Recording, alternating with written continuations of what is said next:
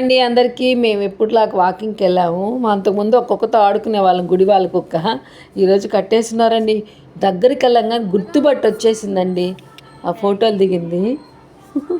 ఎంత ముద్దుగా ఉంటాయో ఇవి అసలు. అది చూడండి, గోంపోతుంది వాళ్ళని.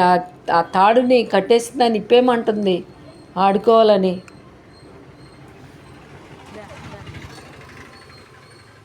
మధ్య కటింగ్ చేయించారంట. నాకెందుకు కటింగ్ చేయించారని అలిగిందటండి.